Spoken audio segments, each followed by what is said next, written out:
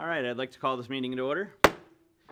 Tonight we have Pastor Mike Costner of Oak River Church for the invocation. Good evening, sir. Hi, good evening. I'm Pastor Mike Cosner from Oak River Presbyterian Church. We're located on Terry Road, Terry Street, just west of the dog park. And, join me in prayer today. Father, we thank you for your grace and your mercy, your kindness to us. We thank you for this great city. Thank you for the things we are able to enjoy here, Lord, peace and security. Lord, I pray that you would be with this meeting tonight, be with our leaders, that you would give them grace and mercy. Would you give them wisdom and humility as decisions are made? And Lord, just pray that peace would reign in this place. In Jesus' name, amen. Amen. Join me in the Pledge of Allegiance. I pledge allegiance to the flag of the United States of America and to the republic for which it stands, one nation, under God, indivisible, with liberty and justice for all. Roll call. Councilmember Bogas. Here. Deputy Mayor Purdon. Here. Councilmember Carr. Here. Mayor Gibson. Here. Councilmember Corey. Here. Councilmember Fullick. Here. Councilmember Fitzpatrick. Here. All right. Got a public comment on agenda items. Extra blue pen over there.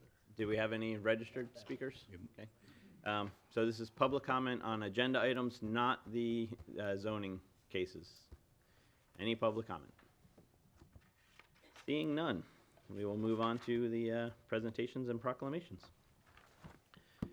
I think we have some people from the Wonder Gardens here.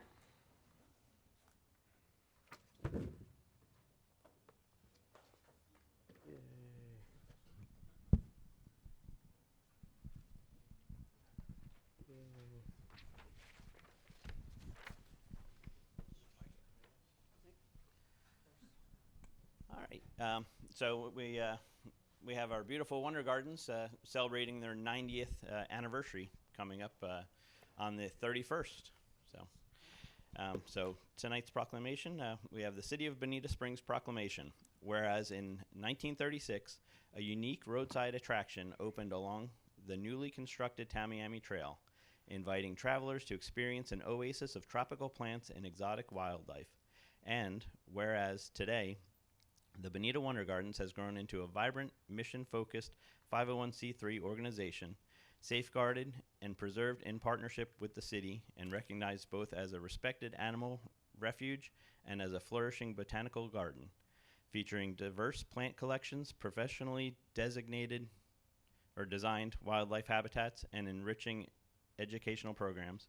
And whereas, as the Wonder Gardens marks its 90th anniversary, it stands as a beloved landmark rooted in the history of Old Florida and in the story of Bonita Springs, where more than 80,000 visitors annually stroll through its enchanting botanical pathways, enjoy up-close wildlife experiences, and share in the sense of wonder.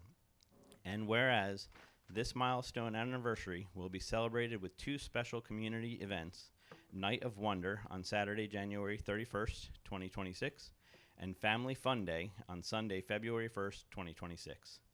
Now, therefore, be it proclaimed that I, Mike Gibson, Mayor of the City of Bonita Springs, on behalf of the City Council, here do I recognize and celebrate the 90th anniversary of the Bonita Wonder Gardens, and honor the significant place that it holds in the history of Bonita Springs, its enduring legacy, its vibrant and sustainable future, and many individuals, volunteers, staff, board members, and donors whose dedication through the years has shaped its past and continues to guide its future. Done and ordered this 21st day of January 2026.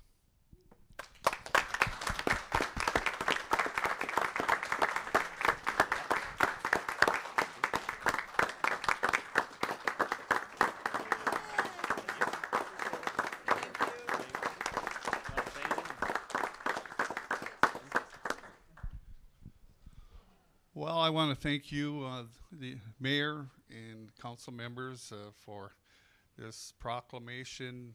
Of course, we're so excited. You know, we're celebrating 90 years, and we have a great event coming up next weekend.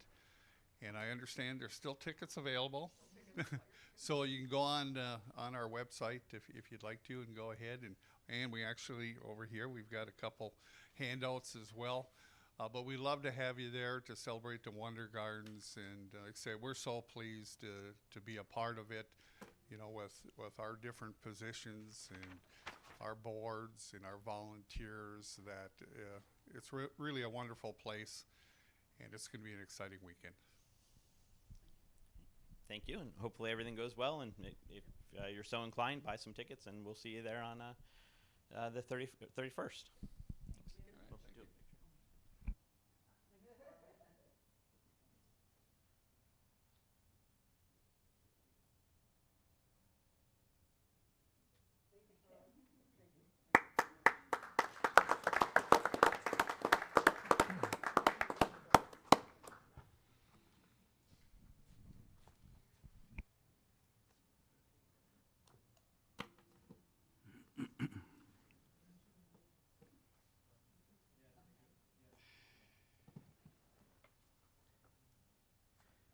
All right, moving on to public hearings, zoning and land use. Item A.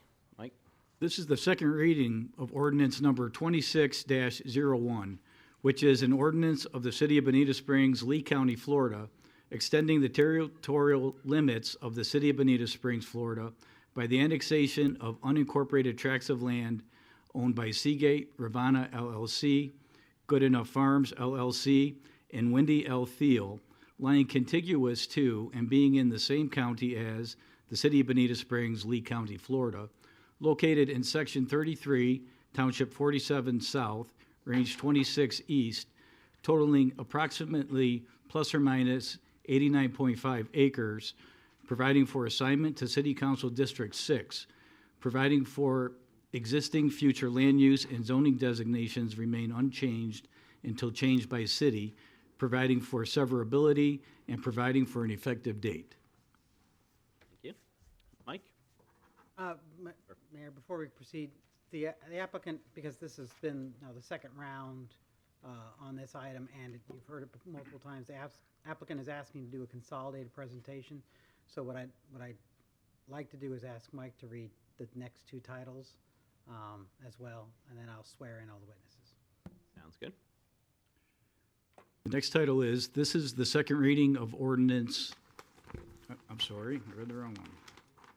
This is the second reading of an ordinance of the City of Bonita Springs, Florida, adopting an amendment to the Comprehensive Plan Future Land Use Map to designate 204 plus or minus acres from the City of Bonita Springs and Lee County Density Reduction Groundwater Resource, DRGR, Lee County Wetlands, and City of Bonita Springs Resource Protection Future Land Use categories to the City of Bonita Springs Urban Fringe Community District and Resource Protection Future Land Use categories, and to amend the text of the Urban Fringe Community District located at 14240, 14450, 14650, 14700, 14820 Bonita Beach Road Southeast, and other adjacent properties located in Section 33, Township 47 South, Range 26 East, Bonita Springs, Florida 34135, providing a conflicts clause and severability clause, and providing for an effective date and for other purposes.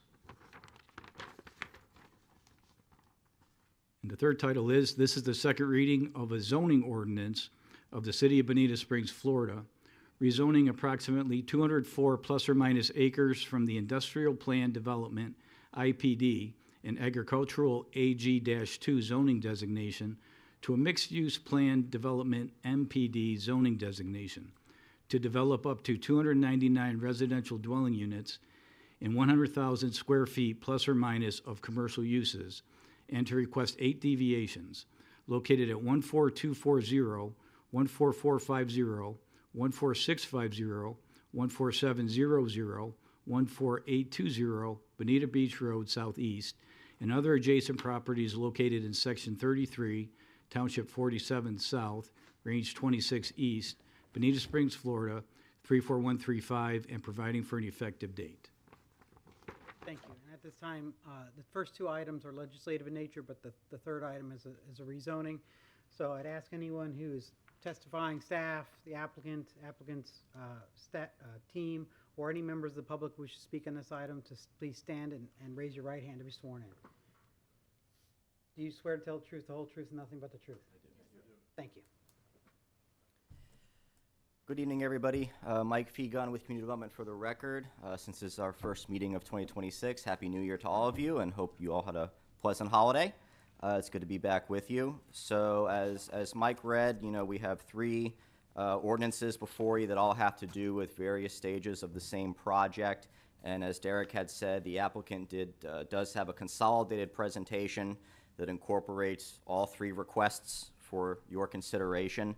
And while they do have it all consolidated into one presentation, we would ask that when it comes time to vote, that we vote on each of these items separately. And that's to avoid potential conflicts with law and things of that nature. So the request that's before you first is the annexation request, which we touched on a bit back in December. It's for 9 specific properties, 7 of which are currently under Seagate's control. The other 2, they are the contract purchaser, but they have the authority from the current property owners to submit for these annexation requests. The purpose of the annexation requests is to bring the entirety of the project into the city limits of Bonita Springs, thus giving you full authority for the comprehensive plan amendments and the potential zoning change. So that's the purpose of that. The second request that's before you has to do with the comprehensive plan amendments, which incorporates a map change and a text change. You heard a rather lengthy presentation on this back in October when you voted to go ahead and transmit these proposed changes to the state. We did hear back from the state initially in late November, and there was some confusion with the response that we received from the state. So we went back to them and kind of smoothed things over, and they provided a letter earlier this month that said that they accept the changes, and it outlined the process for future adoption should you choose to adopt the changes tonight. And then the third case that's before you is for the zoning itself. So if you approve the annexation, you approve the land use changes, the third phase is going to be the zoning itself. And the zoning is really where the meat and potatoes of the project come into play, because that's where we have the concept plan that shows the proposed design. We have the square footage requirements for the commercial, the residential density that's associated with it. And there's a list of about 30 plus conditions that are associated with that particular zoning request, all of which have been agreed to by the applicant. There are a few proposed changes to the comprehensive plan language and to the zoning language that kind of came in at a rather late stage of this process, which the applicant is going to go ahead and explain to you in their presentation.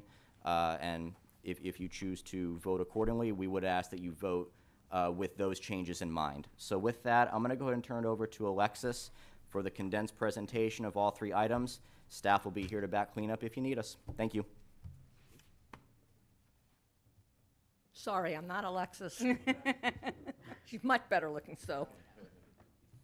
For the record, my name's Neil Montgomery, and what I wanted to ask first is, you've heard Mike said you've had rather lengthy presentations, so my question to you is, do you want us to do our somewhat lengthy presentation, or do you want us to just outline the changes, or do you want the public to go first and then address the issues that the public raised?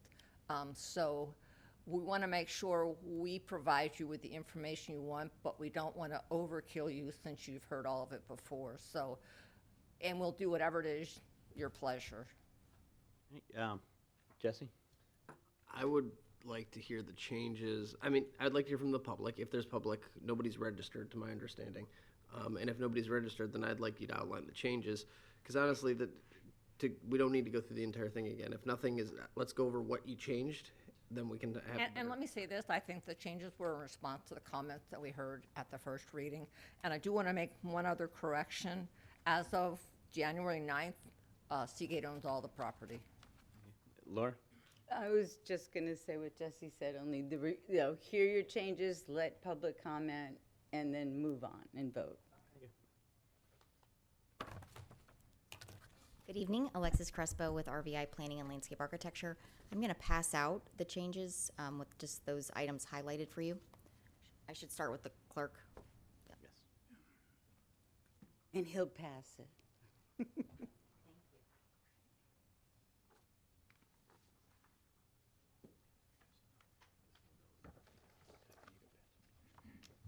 I will advance to the slide. If you'll give me a moment. I don't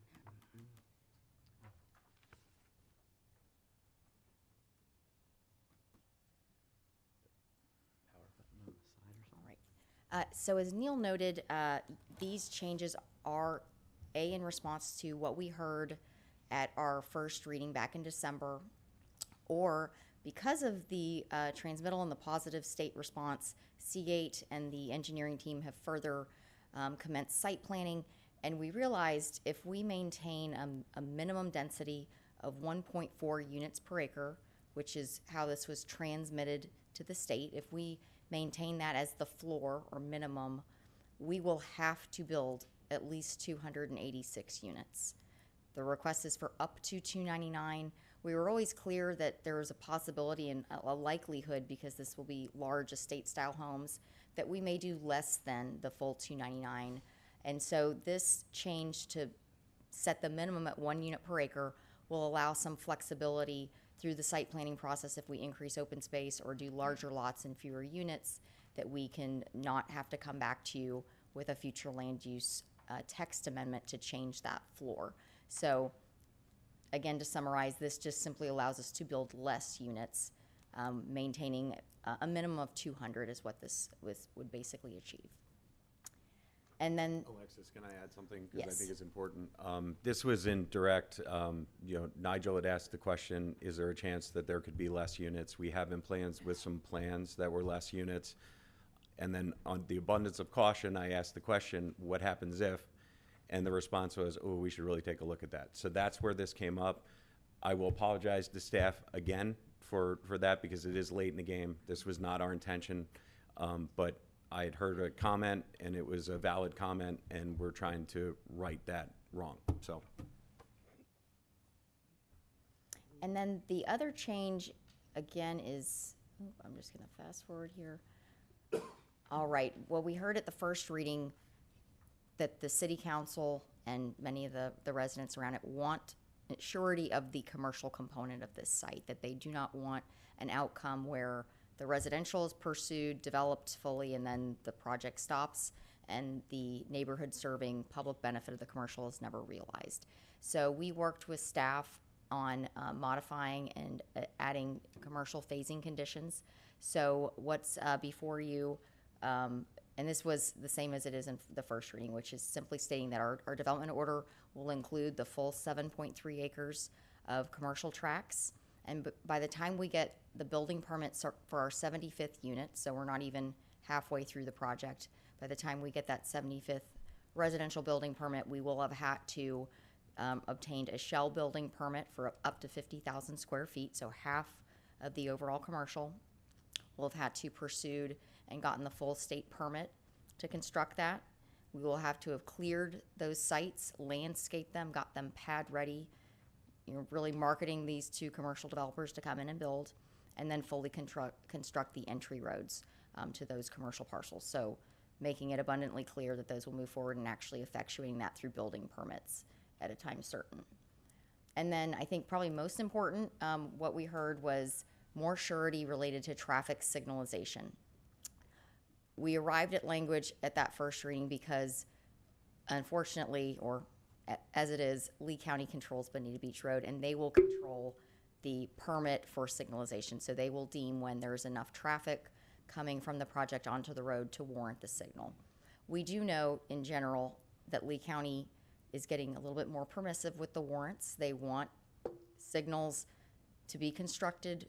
We don't want to wait till it's too late. So we did have some conversations with them about tweaking this language to give the city more surety that they will get their signal. So what you have here is a revised language that says we will fully pay the cost of the signal. That's usually the hardest part, right, is the money.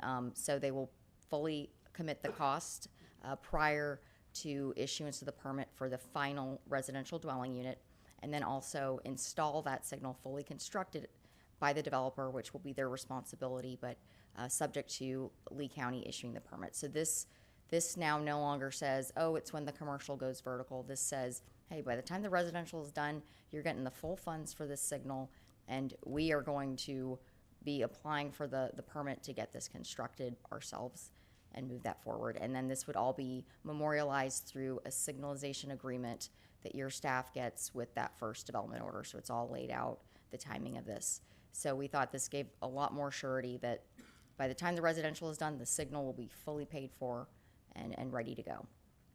So those are the key changes that we're requesting, this language, and then again, allowing for lesser units to be constructed should the site planning process work out that way. And with that, the whole team here is more than happy to answer any questions you have. Alexis, on here, it's, I know you dropped from 1.4 to 1, but the other number was crossed out and has 277, a higher number. Would that allow you to do more than the 299 that was originally? Well, the 2.77 is because Palmyra, Village Walk, all the communities to the south of the road have PDs with a density of 2.77, so we can't change that number and then make them inconsistent. Okay. But the PD gives you surety that 299 is the absolute cap. Okay, so it's in there, 299 is a cap, but you guys can go lower now. Yes. Okay. Thank you. Any other? Motion to approve? Jim? Oh, sorry, Jim. Well, we got public comment too. So. What's the approach in terms of hitting each one of these separate items? Or will we have a separate discussion on the annexation, or is this just a bundled questioning? Yeah, I'll be happy. What I would recommend is you can go ahead and open the public comment to all three items, and then with each item, starting with annexation, when a motion's on the floor, then I would say, you know, and that's been seconded, then have discussion on that item, vote on that item, move to the plan amendment, and then so on to the zoning. So, To bifurcate it. so withhold my questions until each one of the separate votes then? Yes. Okay. All right. Any other questions? Unless before we do your public I'm comment? sorry, are your questions for the applicant? It's for both applicant and staff. I would go ahead and ask them now then, because once you got into the motion making, you're in deliberations only with each other, and so you'd have to request the mayor to reopen the public hearing, and just it's easier this way.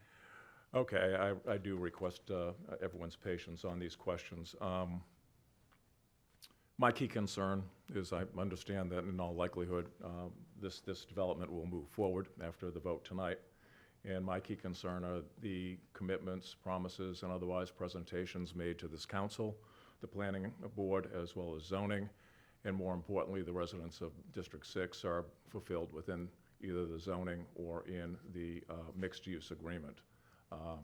Because it is critical that a number of these discussed and presented items do come to life, and I want to make sure when they're constructed that they're done in a timely manner and we don't have to worry about a project going out 10 years. So with that, my first question goes on relative to the,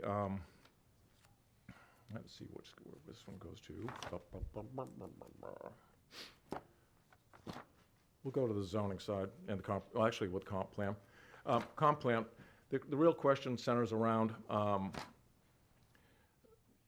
the intent and focus of the commercial area of this development was largely towards the attraction and, with fingers crossed, the acquiring of a grocery store as an alternative to the public situation at Bonita Grand.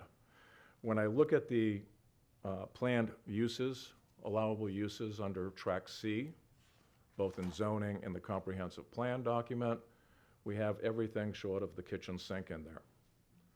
So I'm curious as to where that commitment to more lifestyle and traffic ceasing, basically modifying limiting the traffic heading west on Bonita Beach Road, where is that kind of codified? Is that being a priority of the developer to get a grocery store in there?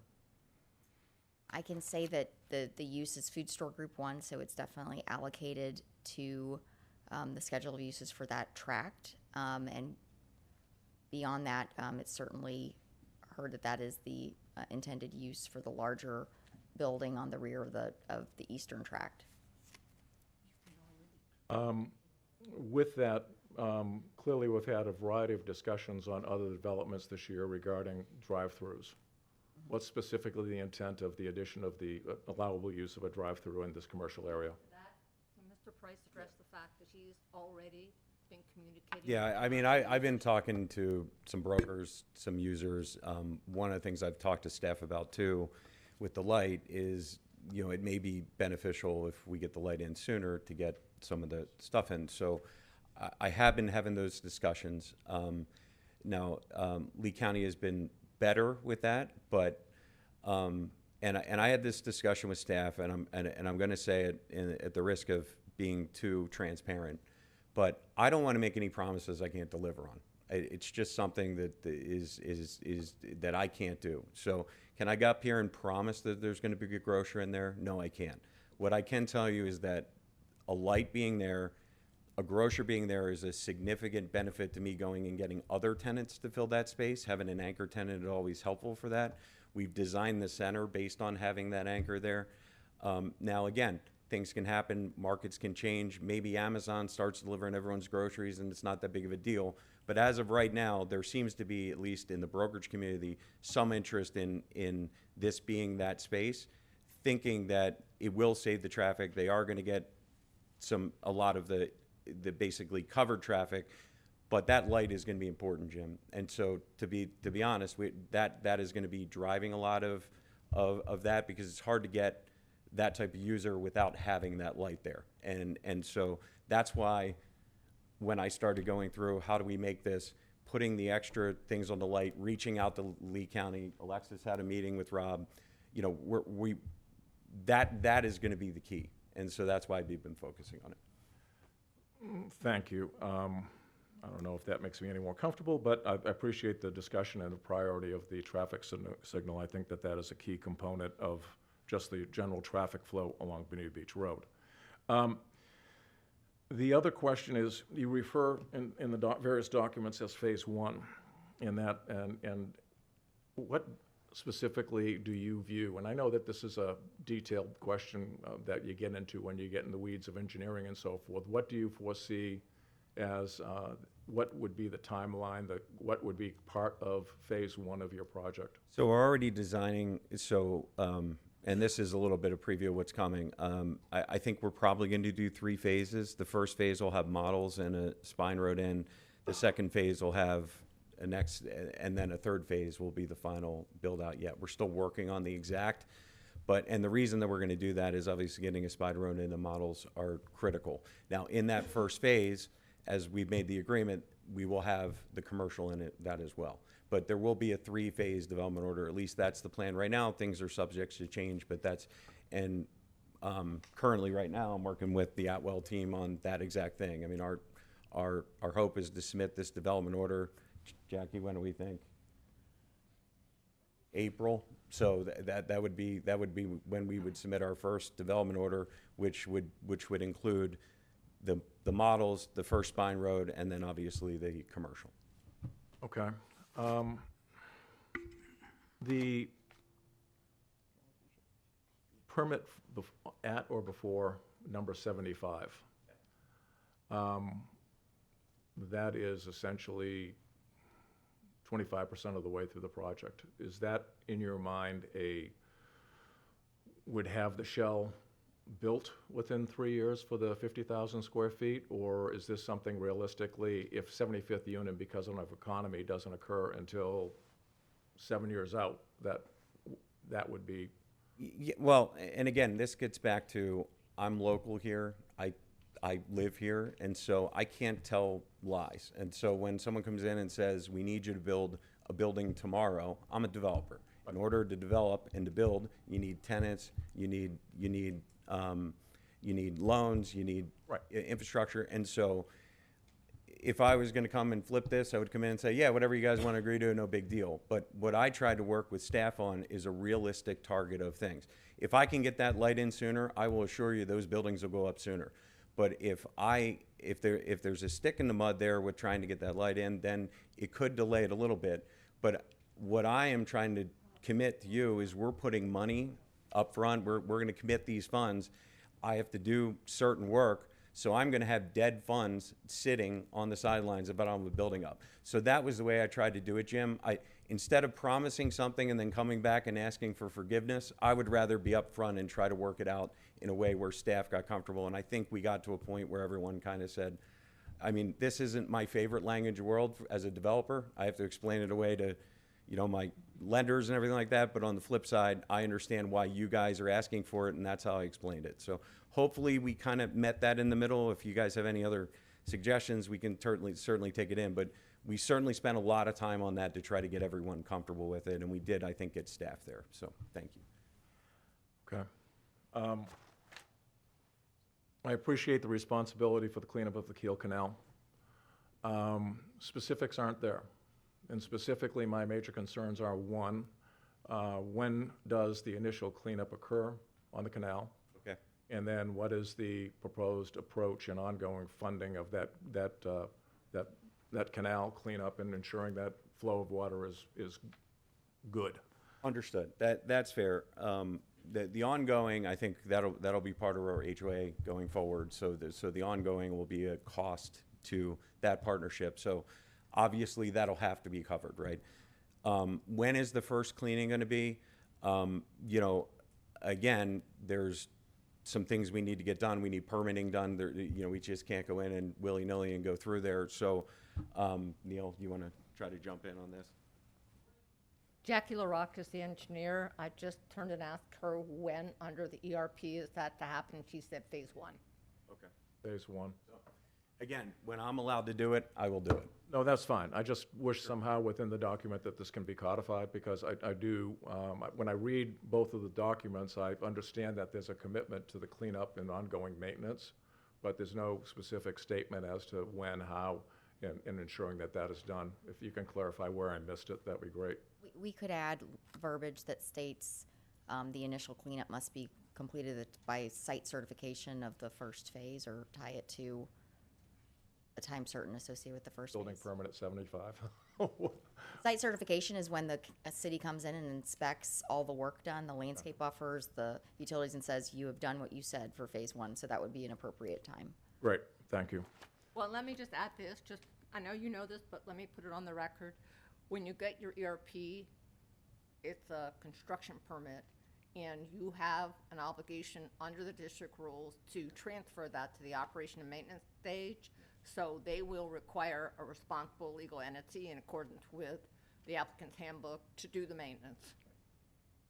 Yeah, that's fine. I was more, quite honestly, I understood that you have to go back to the water district to go ahead and get that plan basically certified, verified, or otherwise established. My main concern is that before the development is done, that this is done, it's clean, and the water's moving through that canal for the land along the development's back northern border.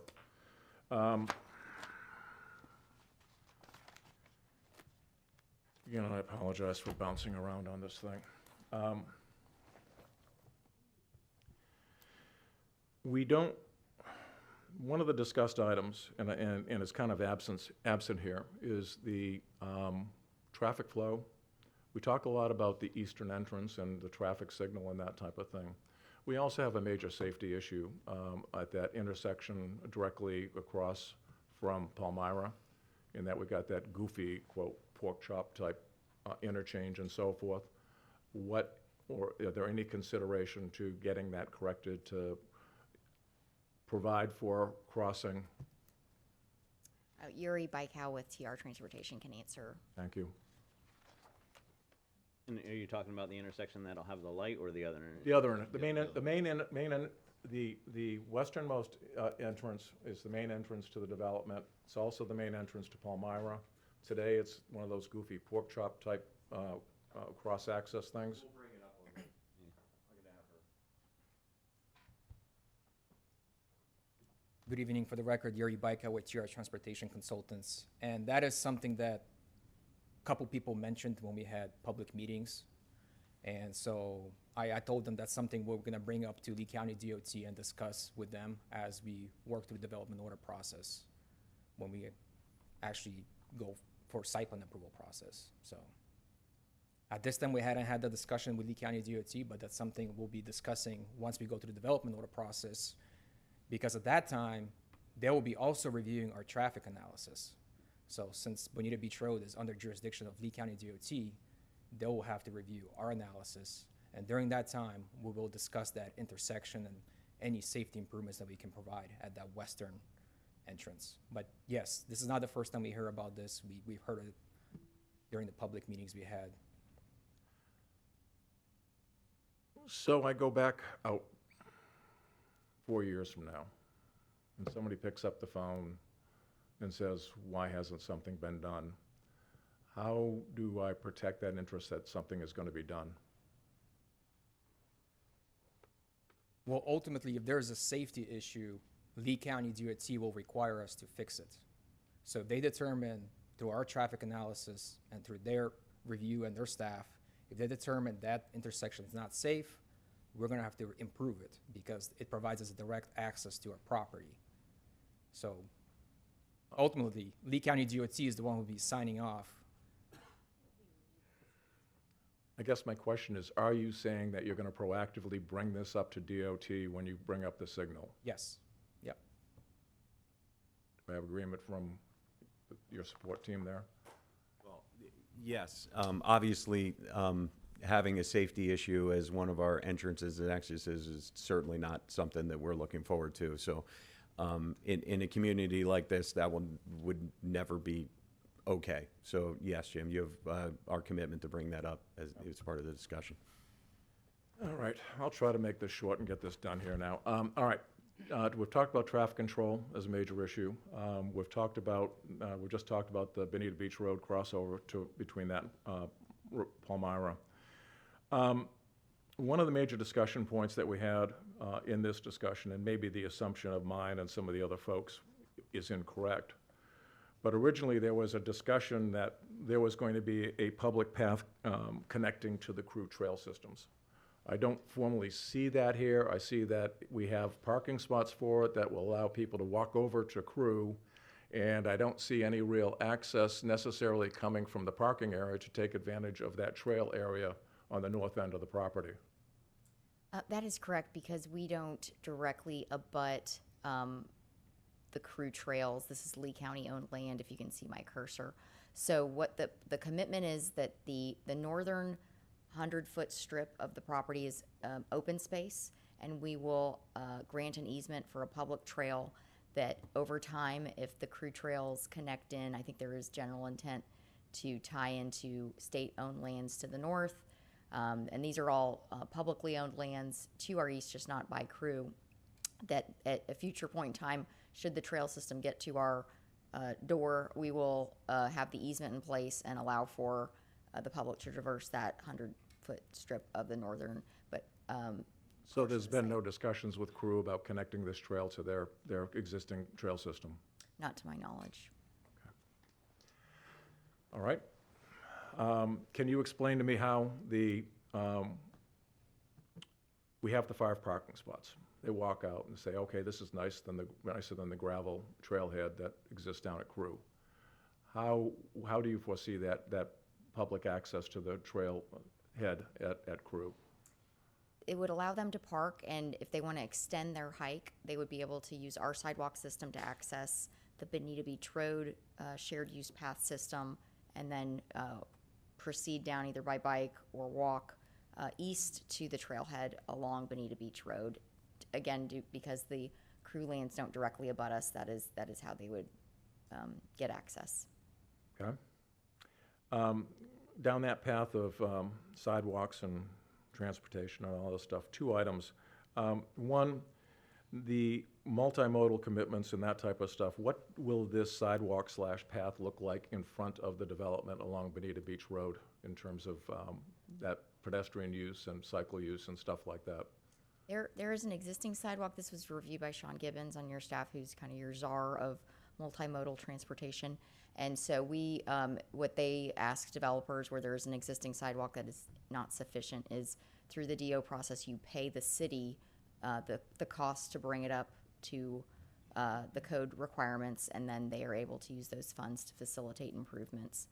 So we would basically be writing a check to the city for the shared use path component. So is this something that from our end we need to put in our agenda to address if this passes? To develop this plan and the cost for this? It's part of the DO process where we show the calculation and the fee amount. It's on the engineer, and then the city reviews it. It would have to be evaluating a future CIP. Also would have to be done in partnership with Lee County because it's a Lee County road right of way, so. Let me just add to that. Because this is county right-of-way, I can point to Bonita 75, Midtown, and a variety of other projects along that corridor. The county is making them do the 8-foot path in most cases. And that's something where in order to get your limited development order and your right-of-way permit from the county, they're gonna implement that requirement. So that's part of that process. Yeah, my main concern is that you've got a major frontage along Bonita Beach Road. Yes, sir. And this effectively becomes the template for that backfill west along Bonita Beach Road. And my key concern there is that that becomes a continuation on down towards Bonita Grand and is set as the role versus the current state of that sidewalk situation that's out there today. So, Well, obviously, the obligation under the code and even under your code is to improve it on their site, like I said, within the county right-of-way. As other properties come in, they will also be subject to the same requirement. So, well, it sounds like Alexa said you guys are paying in lieu of, but Neil, it sounds like you're saying that you guys would be doing it now. The county's gonna impose their requirements when you go through the LDO process. So the county's going to make you do it now and not pay. Well, they have in other instances, is what I'm saying. Okay. I don't know if Mike Fegon has further, my discussions with Sean Gibbons is that they would exact if not exact. Because I know as a city, we've been allowing them to do pay in lieu of because we've had orphan sidewalks that, appear in front of stuff that never get connections within 10, 15 years. And that's why we started allowing pay in lieu of, so that way when we finally get a chance to do it all, we can do it. Because most of the time when they build that little section, it's horrible and messed up by the time we this is connect not to it, so. necessarily a little section. This Yeah. is not a 3-acre front along Bonita Beach Road. This Yeah. is something. Well, and what I'm saying is, like, in the past, it would be like an orphan section where nothing Right, else is I understand connected to that. it. But this does have a sidewalk, so, but is it gonna be the county make them do it, or is it gonna be pay in lieu? Well, and those might be going for the record. And yes, those are the options. Either they're forced to bring it up to compliance or they write a check.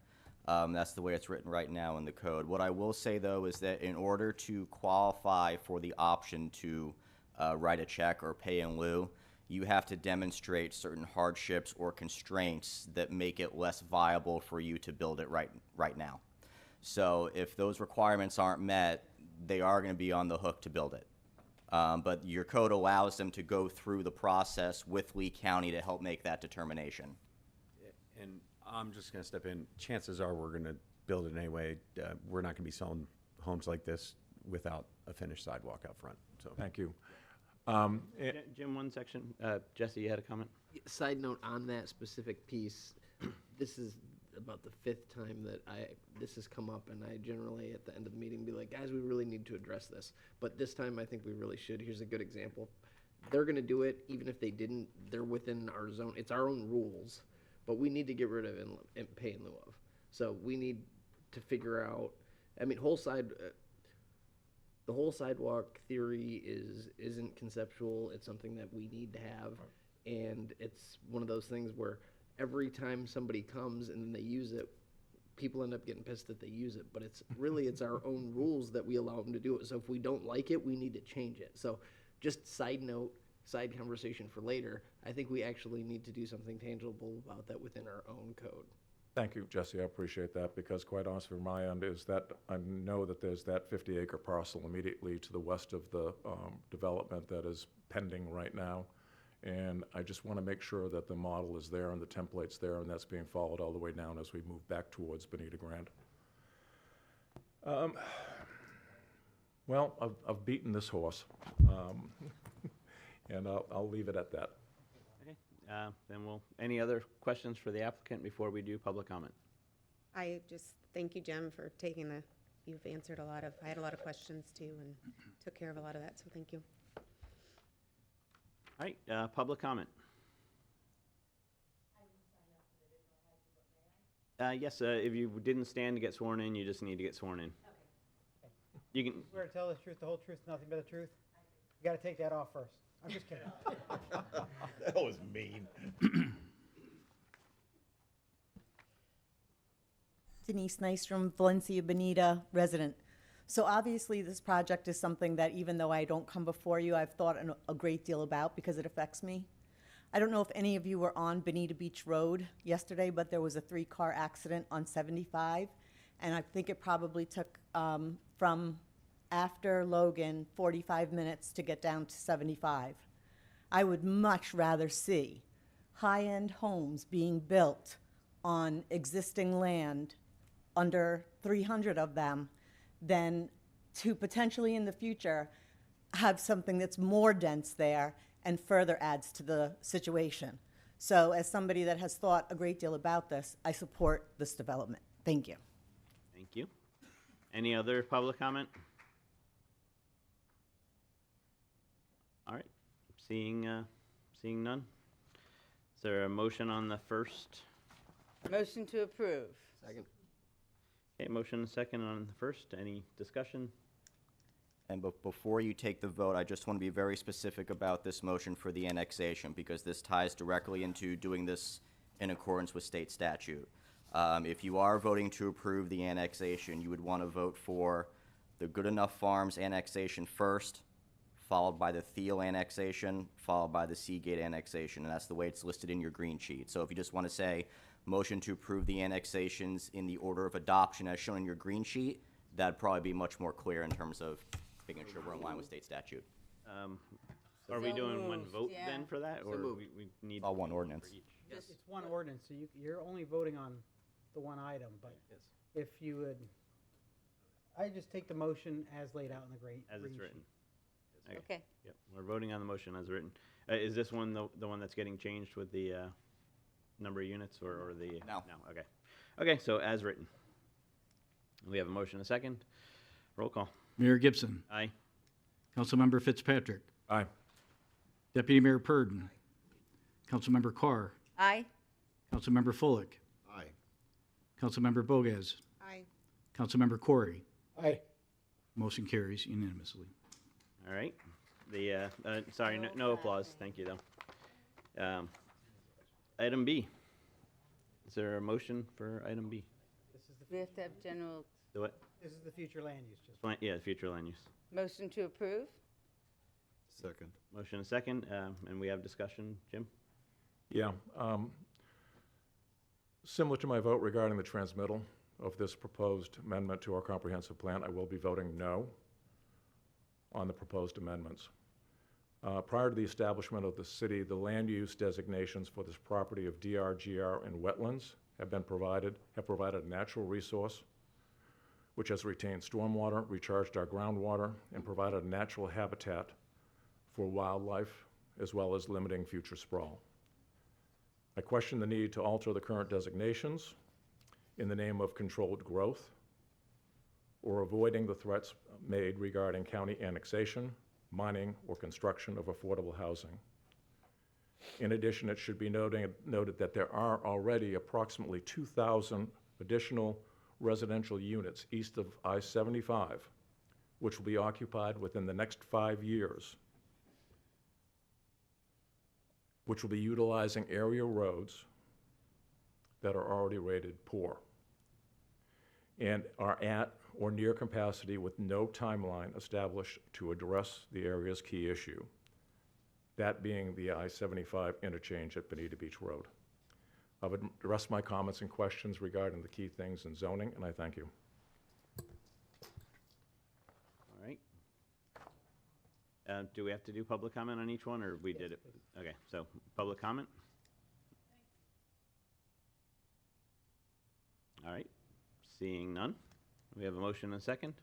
And I would just clarify if the motion is to approve with the proposed changes that Alexis put before you. I would want that clarification. Yes. Correct, yeah, with the changes and, And just which, a one clarification on it, the PD, the Keel Canal clean up, condition would be in the PD, this one or the next one? the next one. The next one, got it. Okay, so with the applicant's proposed changes. Roll call? Councilmember Corey. No. Councilmember Bogas. Yes. Councilmember Fullick. Aye. Councilmember Fitzpatrick. No. Councilmember Carr. Aye. Deputy Mayor Purdon. Mayor Gibson. Aye. Motion carries 5-2. All right. Item C. And we're looking at, if you do a motion, we're looking to add the Keel Canal cleanup by site certification, Phase 1, yes. phase 1. Motion to approve? Got a motion Second. and a second. Any discussion? All right, public comment? And also their signalization change. Yes. Oh, Don't forget that. Yeah, yeah. So signalization change also in the motion and second. All right, public comment on this item. Seeing none, roll call. Councilmember Carr. Aye. Councilmember Fullick. Aye. Councilmember Corey. Aye. Deputy Mayor Purdon. Councilmember Bogas. Aye. Mayor Gibson. Aye. Councilmember Fitzpatrick. Aye. Motion carries. All right, thank you. All right, moving on to the Congratulations, good luck. Thank you. Moving on to the consent agenda, we are pulling 8K from today's agenda to be at a future meeting. So, 8K? yeah, we're just pulling it from tonight. It'll come back on a future meeting.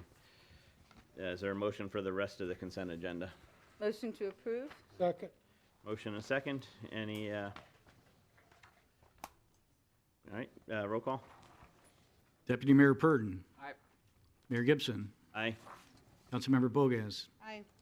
Councilmember Fitzpatrick. Aye. Councilmember Fullick. Aye. Councilmember Corey. Aye. Councilmember Carr. Aye. Motion carries.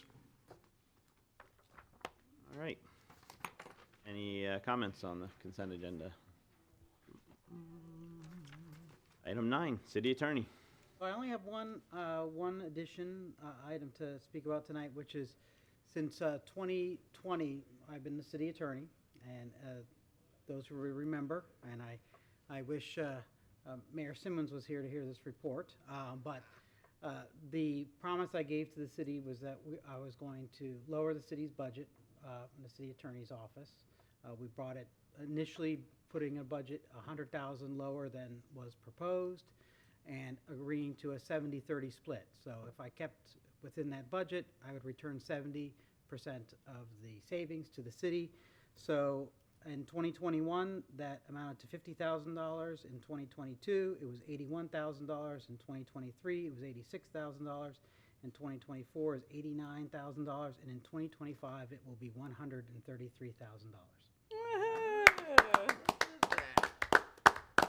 Pretty soon you're going to be paying us to be our attorney. Yeah, well, you know, it's really All in favor? it's you know, to really say it's really just working with staff, getting things in a motion, and that's what really, you know, saves the time and get things going well. So I just wanted to report that back. Thank you. Derek. We gotta clip that for Simmons. He'll be happy. Item 10, City Manager items. Thank you, Mayor and Council. At this time, we have the presentation of the November financial report.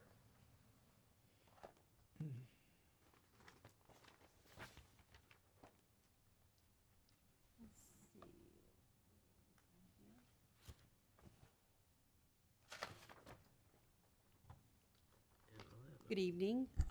We'll just make a brief presentation. This report is only 2 months into our fiscal year, so very preliminary numbers. I will say in advance, there's nothing that we see there as extremely positive or seemingly concerning. They are in line with our budget projections. We will begin monthly bringing you some economic updates like we try to do from our state economists with respect to population and other things that impact some of our revenue sources. So just let you all know that we'll be doing that in the coming months as we head into our budget season. Our first slide that we show you this report each year, again, each month, excuse me, so it can be consistently observed. This is our general fund revenue, which is our regular recurring revenue. We show you current fiscal year to date as compared to the immediately preceding fiscal year to date. As I mentioned before, nothing here is concerning. Everything here is consistent, and this is consistent with our budget as well, budget projections. General fund expenditures, these are our regular recurring operating expenditures.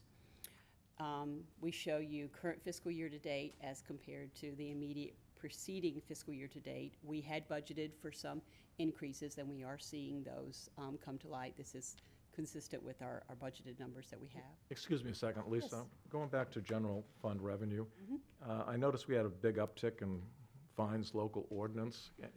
What is that attributed to? We sure did. We had a code enforcement fine hearing, and some of the collections as a result of our code enforcement fine proceedings were surprisingly higher.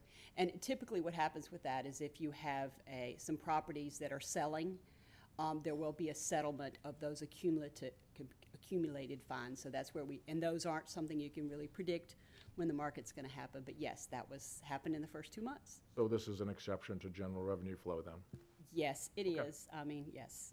And it's just as a reminder, the goal of code enforcement is not to perpetuate the fine, it's to come bring the property in compliance. So we do work with the new property owner on a plan and a settlement plan as long as the city's made whole, so.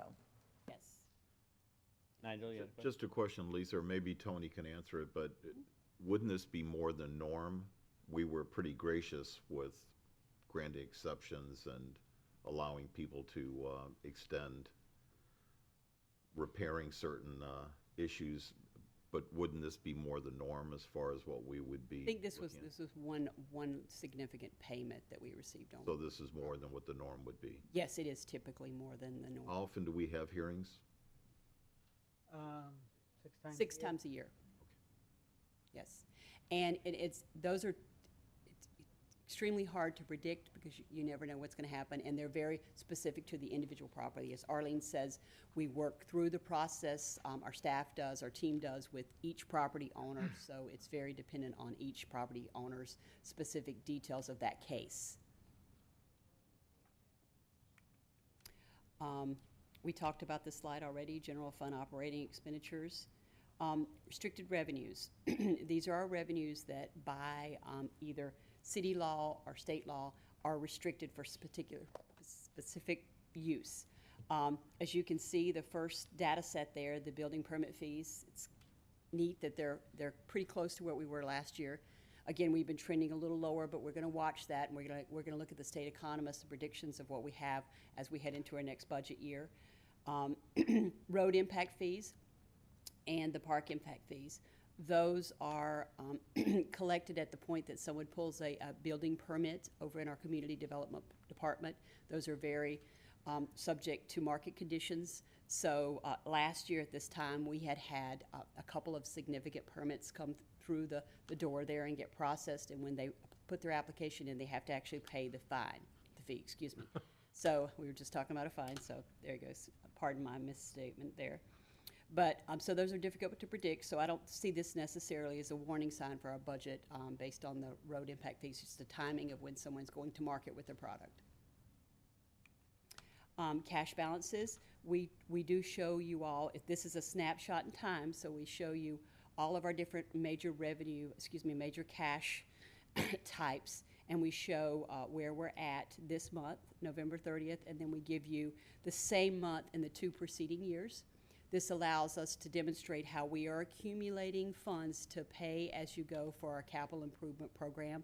Please know that this, as through your budget process, you have identified capital improvement projects, and these funds have been allocated to those. Of course, we're heading into our into our budget process, and we'll be bringing you all a new capital improvement program that'll be in our next year's budget. So, but just to know that this money is designated in this budget for those capital improvement projects. And this, as another data set about our cash balances, the last data set are funds reserved for debt. I do like to mention that we have in there not only Lee County's participation in our downtown redevelopment. That's sitting there waiting to pay our debt off, added to our city money that we're contributing to it. And then we also have the $2 million on loan from the state that we are not going to have to pay back until 2033, I think. So that's available for us if we have some needs with respect to disaster operations and expenditures. And that's all that I have for you all tonight. Thank you, Any Lisa. questions? All right. Good. Thank you. Thank you. Then again, at this time, we have the presentation by Community Development on the monthly and quarterly reports.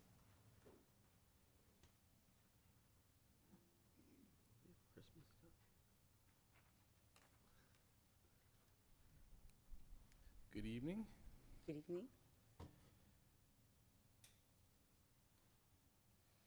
So before we get started, Councilman Fullick, you had asked last time about demolition permits. Since 2022, there have been 427 of those demolition permits issued. Some of those were a formality because it was required for houses that were destroyed during the storm, but it was required as part of the restoration permitting. 375 of those permits for habitable structures. Sorry, John, how many? I'm sorry, there were 375 permits for 421 structures. Some of those were all in the same parcel, so it was only one permit that was required for multiple buildings. So, all right. If you haven't noticed by the traffic, we are in season, and everything has gotten a little bit busier. We were getting a little bit busier. A lot of that stuff is not really reflected in some of these quarterly numbers because they are current. However, you can see that at the end of summer, things were still dropping a little bit. And here we go. We're about ready to start picking up some numbers again. We had looked at, or one of the questions you had was for road impact fees. We have a couple of towers that still are outstanding that we expect to come in at some point in time in the near future. When, don't really know. But we do expect them in probably sometime this year, but that's just a guess. So one of those permits that generated a lot of those fees was a tower. So expect to see something similar when it does show up in our doorstep. We have been mainly dealing with a lot of engineering permits recently. And as far as zoning goes and annexations and comp plan amendments, you have one less to view because we just took that off the table tonight. But the zoning applications are not quite as heavy in terms of volume. They are a lot more intensive in terms of workload.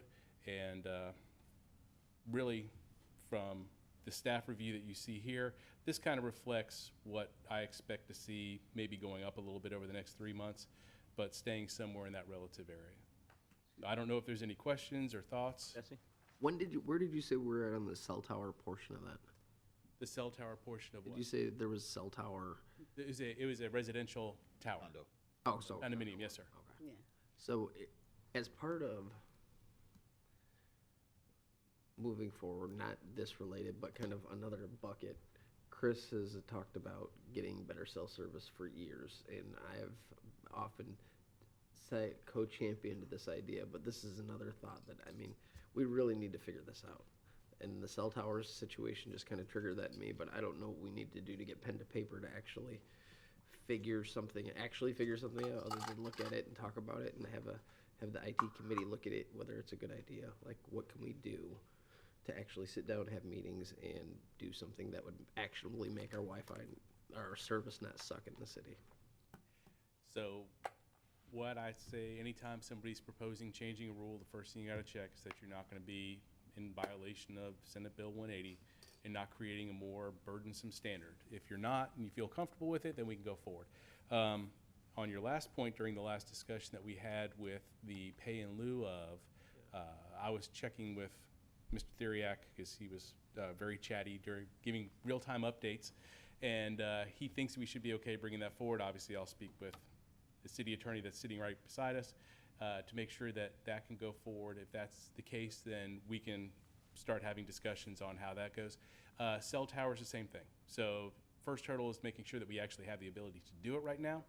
If we do, then let's start talking about what you would like to see in terms of changes. Cool, thanks. But I think one of the things we've talked about is actually having the cell tower companies apply as well. So, you know, attracting them to certain areas of, as well. That's so. At one time, they were reaching out. I mean, all of them were reaching out to all of us at one point because they were all trying to figure, you know, come answer the solutions to our wireless problems. And we didn't. But you know, we didn't have the sit downs with all of them. But if we actually did that and then some prioritize that, maybe that's something to consider. So I've got a couple of ideas. The first on the, just real quick on the pay in lieu issue, there's some bills there's a bill going through the legislature now. It's basically going to force local governments to look into more mobility fees, which as a replacement, augmentation to impact fees, and that may be something we look at the sidewalks, especially when we're talking about the much larger sidewalks, as a combination issue. So it's that would, you know, be a better resource for getting funding to do the plans. We'd have to update our plans, but we'd have a longer revenue stream for that. When it comes to the cell tower issue, you know, we've beaten this back and forth multiple times. I don't think it's the regulations that are the issue. If we really want to move this forward at our own initiative, I think what we're going to have to do is we're going to have to get a consultant to tell us where the best locations are, and then if the city owns the land or can partner with another, you know, entity that owns the land in that area to do an RFP, that will attract, you know, tenants. And if it's city-owned land, we can offer that land at a very attractive price. That's what's going to get someone here faster. I mean, that ultimately it's about finding availability. And so you're either waiting for them to see the need and spend the energy to try to get a contract, or we jump ahead and say, this is the area of the weakest reception, and here are the properties that we can identify in there. If some of those are ours, or maybe Lee County's, where we could partner with someone to say, we want to make this land available. It's very common for schools, churches, other properties to make their extra land available for cell towers. But we have to start the same place where the cell carriers will look. Where's the need? Is there a possibility, and I don't know if this is crazy or not, but I mean, putting something on top of the library or I mean, in time, maybe the parking garage that way, but the library is pretty high and it's in the middle of the downtown area. So, like, I don't know. You do have the ability to locate cell service on top of buildings right now. That's currently permitted. And good news is Hunter's Ridge has a permit in for a cell tower in their site currently, and you just approved a location for another one tonight. So there is some progress being made. Unfortunately, progress takes time to actually see the results. But yes, if the library or Lee County or anybody that owned tall enough buildings requested that they install cell service there, we already have those regulations and the ability to apply for those in place today.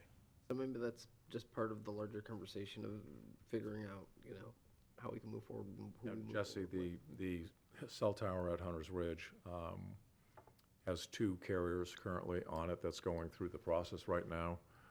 We are anticipating an average annual revenue in terms of our franchise fee or whatever the heck you want to call it, of about $65,000 a year. So. Nigel, you had a question? Yeah, Jesse, I wasn't sure if you that brought that up, but somebody made the comment. I have an office out in Ave Maria. Yeah. And we have one employee out there was complaining, so I went out there to see. It was like, it's horrible. Their services, their cell service is spotty, and their internet service literally drags like a snail. So when you said, or somebody said, to partner with other entities and maybe close in the envelope, It's definitely a possibility. we should be reaching out, and we've got Elon Musk sitting up here with us. Yes, what's Elon IT think about chairman. this? Elon, what's up? What do you think about this? This was originally your baby. Yeah. Well, I will say with respect to buildings, what the cell tower companies will want is 24/7 access. So if you put a tower up on a condominium building, for example, in Bonita Bay, which I looked at one time. The problem is that they want to be able to access that building, get all the way to the roof where the tower is, any time of day or night. So that's a problem in terms of security aspects for like the library, because there's, you know, typically the library would have to have people around to allow those people to get in, to get up on the roof and so forth. So that's one problem that you have. I will also say that there's been a lot of improvement in the cell tower, in the cell service of T-Mobile. T-Mobile has made some mighty investments, and for, you know, that I don't think necessarily the Verizon, and I know AT&T hasn't kept up with. But you know, they've made a big investment in it. If you're not on T-Mobile, you might want to see what their system looks like. It could be better than what you're having in place now. I know that in where I live, I get one tiny bar on my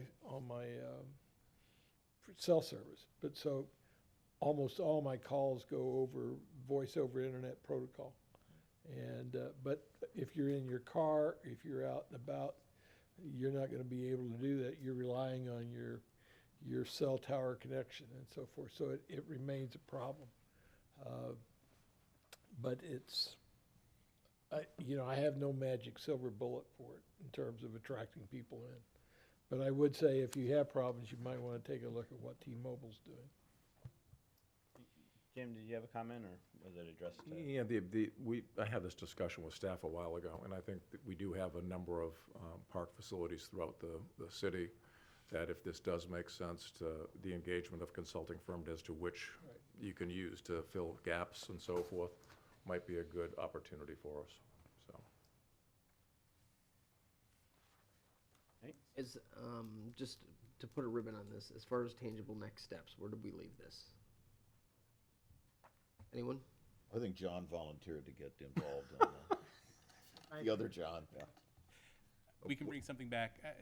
Is this something you just want to starting a discussion? No, I don't want to start a discussion. We already discussed it. I want to Okay, figure. you I wanna want to start figure out. changing Yeah, I want to figure out. Asking us to look at a consulting firm that works with local jurisdictions in regards to finding placement of cell towers on possibly city properties or partnering. I think what we've experienced recently is that there isn't an issue with like the attorney was saying, it's not necessarily an issue with the code. The issue is the interest of the carriers. Like I said, I've heard there's an investment by T-Mobile. I've also clearly heard that they prefer ground leases, so they have that 24/7 access. They have tweaks they make. They have generator updates that they make, so they want to be able to get to that facility anytime they want to get to it. And they usually want a little bit larger of a swath of land, and then they want it securely fastened so that they're the only ones with access. So that's just something we'd have to walk through if it's on a city property. I mean, the old library's not doing anything either. I'm just saying right now. It will be doing something in the future should we receive legislative I think it was like 4 or 5 years ago, somebody came in and showed us a heat map of the area. So that was- city that was good and not good. If that's that readily was available somewhere, like an updated one, then we'd have an idea of where So we need that to was look. proprietary information from Comcast, and what was going on at the time is there was an opportunity for rural areas to apply for grant funding to have additional cell service and Wi-Fi service. And so when we were looking into that, there was some other consultants we were talking with. I do believe that they were lobbying some of you all individually at the same time.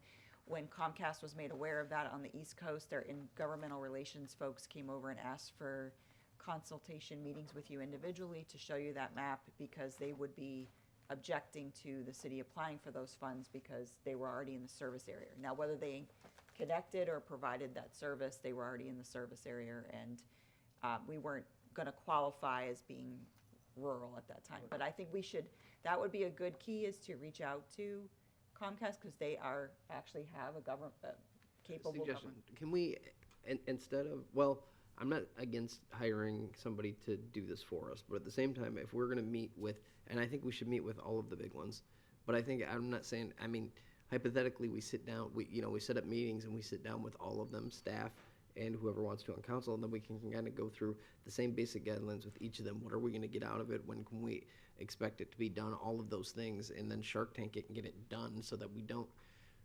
My issue is I just don't want to, okay, let's find a consultant, and that's going to take us 5 more months, and then their consultant's going to twiddle their thumbs for another 3 months, and then they're going to come back with locations that if we talk to the individual agencies, they probably have somebody within their own company that is going to be able to tell us where the ideal sites are, and then we can just move quicker. I don't want to kick it around for another 6 months, bottom Let line. me make a suggestion. Let us talk with our lobbyist in Tallahassee to get the proper government liaison to each of the big ones, and maybe set up some meetings so we can get some intel first before we were to jump into using a consultant, and get some ideas from them about their coverage. Maybe they can sit one-on-one with each of you again and kind of talk about their coverage and what their plans are, short-term and long-term, so we can see what. There's a complicating factor to that. So some of them will build their own towers. Most of them do not. They lease towers. So at the end of the day, we don't want AT&T or T-Mobile to just have an exclusive contract. We would want a location that and then a proposal that allows us to say 4 to 6 carriers on it, and we would have those carriers all put in proposals where they would say, each one would say, AT&T would say, we have 40,000 customers in your service area. T-Mobile, we would say this, all of them pitch in, and then to your point, to the Vice Mayor's point, we would have a race to see who's going to build this faster, or who's going to bring a team in to do it. And basically, the city can offer up, especially if it becomes on city land or some other, land that the city can help to subsidize. We're trying to get it done fast and, get terms that are acceptable. But I think you want to have a situation where you have multiple carriers on a tower. The pitch from our end came from Diamond Communications, I think it was. And again, they will have 2 carriers on that tower. They have room for 2 more. So those options are out there, and that probably does make sense, Derek. There are a handful of the carrier or the tower companies that just build the towers. Brown, there's a handful, and the other thing is, if you have one carrier, how high they get on the tower makes a difference to them. Exactly. And that is the overlaying of, the Builds services. it on the top. If they're getting, if Hunter's Ridge gets a new tower, well then, they may still be interested, but they're willing to take a lower spot, for lower cover and the different bands that they're trying to achieve, so. But it is also helpful to hear from each of them what their build-out plans are, because that was very revealing last time we went through this process. And then when Very you well get, to hear from them. yes, then when you have all of them, then you can do comparative analysis between all of them. And then it's really, hey, with this one, they're going to build it. With this one, it's going to be this. And with this, it's this many people. And then we can really, truly look at them and then be like, all right, let's go. And then actually move on it. But I would just, this is kind of one of those things we've talked about it for a very long time. I'd love to actually move on it if we can. And this might work out pretty well. Under the initial discussions, I know that what we heard quite a bit was they were focused on the East Coast, and they'll get to us when they get to us. Yeah. It's been several years. Yeah. So this might be well-timed. Thank you. Good. I just have a couple of other announcements. One is, as Derek kind of alluded to, we are aware of some incoming legislation that may affect mobility fees and impact fees. We are going to be staff will be working with Dr. Margaret Banyan with Community Development to bring back some proposals and to get feedback from each of you. We'll probably work through some sort of workshop where we determine how we want to move forward with the updates to mobility fees and impact fees. The previous consultant that the city used has retired and is no longer in business. There's only a handful of folks who are recognized in this work. So we'll also be working with Dr. Banyan on creating a new scope of services to do an RFP for that update as well. And then we would also be looking to make recommendations in the future should you want to adopt additional or change the impact fees. How that STEP program would work is what we've done in the past as well. I did have a conversation with our lobbyist. If it's possible, we were looking at February 10th or 11th. Jane will be reaching out to each of you to go up to Tallahassee. We haven't made any plans as of yet, to secure that. Another option would be February 3rd, but I think we were leaning towards the 10th or 11th. We'll be getting back on details of that. Florida League of Cities is going up next week, and I'm not aware of any council members who are going up during that time. But it has been more beneficial to do our separate time. We've had some more individual time with the legislature members there, and we can do a jam-packed schedule where we go one after another to the appointments. On February 17th, there will be a public workshop for the citywide mobility plan from 5:30 to 7 p.m. here at City Hall. It's on the 12th. Oh, I had February 7th, okay. It's on the 12th. February 12th, I'm sorry, February 12th. February 26th, correct? Or, No, so I will defer to, I will defer to the public workshops. I'll do the two transportation ones and then the parks one. So on the 12th of February at 5:30 to 7 here at City Hall, there'll be the citywide mobility plan workshop. And then on the 26th of February, again at 5:30 to 7 here at City Council, there will be the Paradise Road workshop. And we'll probably notice that in the neighborhood with some message boards as well. And then on the 19th, February 19th. at the rec center, and I don't know the times. From 5 to 7 p.m. will be the new aquatic facility concept plan public workshop. Yes. Continue, I have a question at the end. No, that concludes my announcements. And all of those will be put on social media as well as the city's website as well. Can I ask one question, Mr. Mayor? Yeah. Can you go over that whole thing with with Dr. Banier and the impact fees and setting up the potential framework for us to be able to create new fees? I just wanted to make sure. Not necessarily create new fees. It's going to be an option of whether you move to mobility fees versus impact fees. That's a question for council to walk through and consider. But community development will tell you that we are more than ripe for a review of them, so they could be challenged either way. It could be an opportunity for you to lower some fees if that's the desire of the council to encourage certain growth or development. That's been done before. Or increase them where the cost is. When you say increase them, are you talking impact fees? It's right now in your code, it's impact fees. Okay. Though there's pending legislation that may change how you are able to implement that. It may require you to move towards, but John is here as well. I've heard there's pending legislation, and whether or not the impact fees will be the same direction we go, if it's actually meeting the goals of the council as an impact fee, or whether mobility fees, which is what many jurisdictions are moving to, instead of impact fees. The name is changing, and the uses would be changing of how you can utilize them. What changes with that? So a couple of years ago, mobility fees were kind of created because impact fees only address essentially roads. Mobility fees address mobility, so you have bike lanes, bus stops, whatever else that would expand beyond just a roadway capacity to allow for additional mobility. Sidewalk, any of those things could be included. When you analyze or create a mobility fee, it is a different analysis than if you create an impact fee. Impact fees are based upon road trips, what's out there today, what are you anticipating in terms of cars, and that's really the focus. There's a little bit of focus on different areas in the right-of-way, maybe bike lanes, maybe sidewalks, but that's not really the focus of those fees. It mainly goes to increasing capacity in road lanes. Impact fees address a little more comprehensive of mobility. When we have talked about, several years ago, we created new cross-sections for all the different roads in the city and how we grow or shrink those based upon the area that you have. The improvements that would be associated with those cross-sections, the entire cross-section, could be included in a mobility fee. Most of it can be included in an impact fee. So it really depends on the focus of this council. Cape Coral's just gone through with the mobility fee.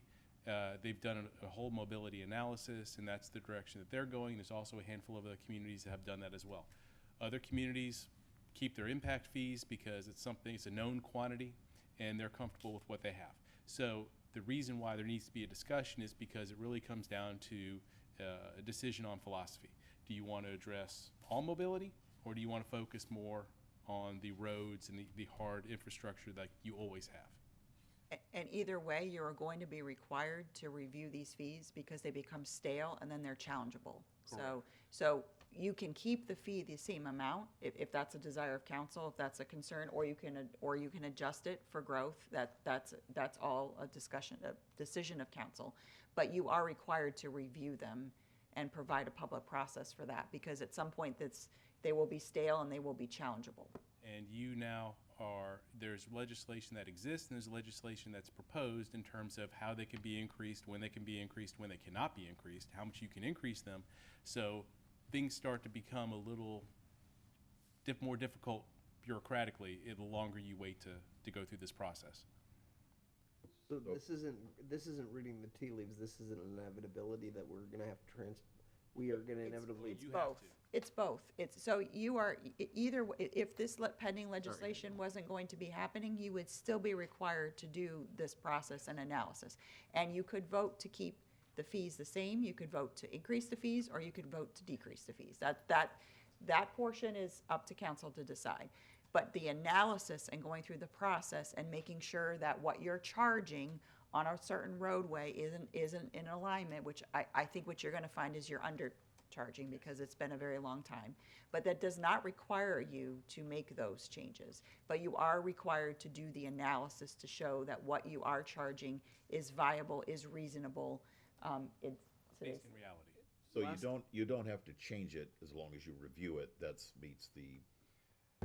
So Matt can. I want give you to the say better one thing, and I, in my involvement, which was very limited with the last review, what they do is they look at regional, in our county, construction costs, and our city for road projects. So when they're talking about evaluating and updating, they're talking about ground truthing it to whatever the real construction costs are, and they're going to present that number to you. And you may say, well, I don't want to charge that. I want to charge less, or I want to charge more. That's the discussion, as simply as I can put it. John can explain it a little easier, but it is what anyone would do when you're dealing with actual costs.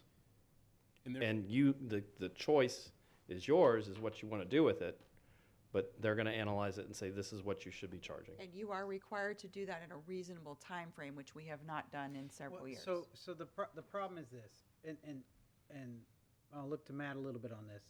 The city starts getting your build out. When the city starts getting your build out, while your impact fees may actually go up, that's just because the cost of construction or right away to do the few constrained path roadways you have goes up.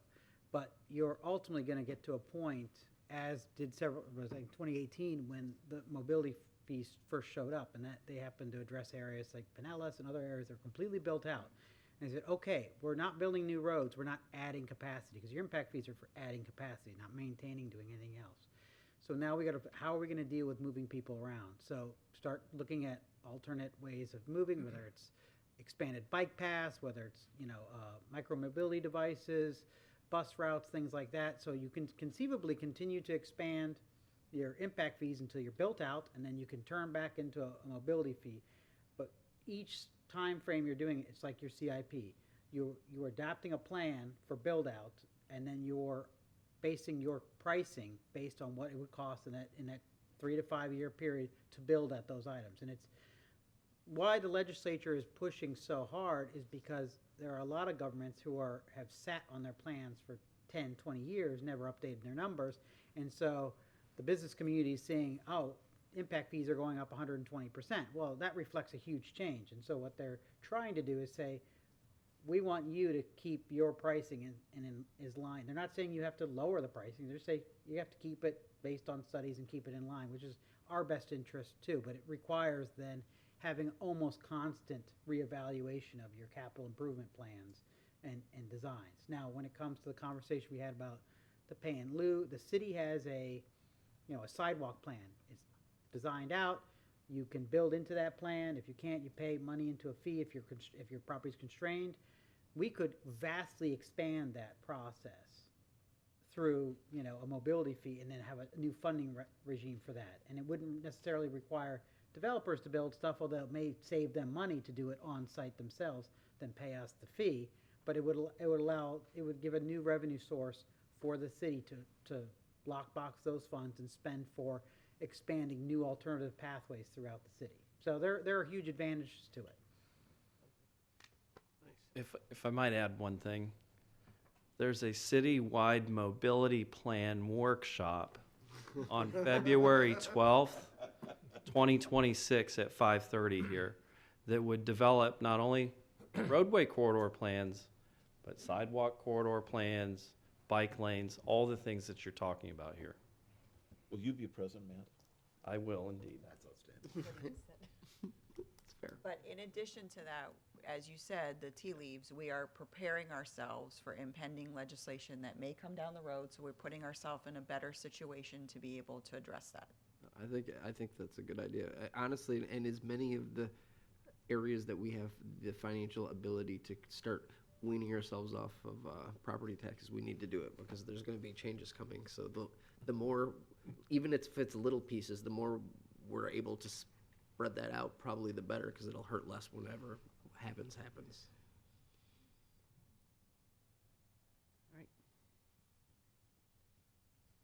Hey, mayor and council member reports. Jamie? Yes. Last night, London Bay celebrated their opening of Aqua Bisteca, and the food was outstanding. The atmosphere was really nice. I know Laura attended, and we really enjoyed it. It was beautiful. And they want to make sure everybody is aware that it is a public restaurant with boat slips that are available to the public to use also. And I became aware that Viewers Road was turned over to Pelican Landing from the city, or from the county, I'm sorry, from the county. I've spoke to staff. I'm asking if community development can just keep us all updated if anything comes forward from Pelican Landing in regards to Viewers Road. And last but not least, I attended the block party Sugar Shack put on, and I just wanted to say what a great job, how it was handled. It was a really fun weekend, and I had people from out of state actually here on that weekend, and I didn't even know it, tell friends of ours that they attended it and they couldn't believe what downtown Bonita Springs had become. So it was pretty neat to hear that from state far away. So thank you, Kyle. It was amazing. So I hope everyone had a great holiday, and welcome 2026. Jesse? No, good to be back. Good to see everybody, and I'm just gonna keep it all moving, baby. Laura?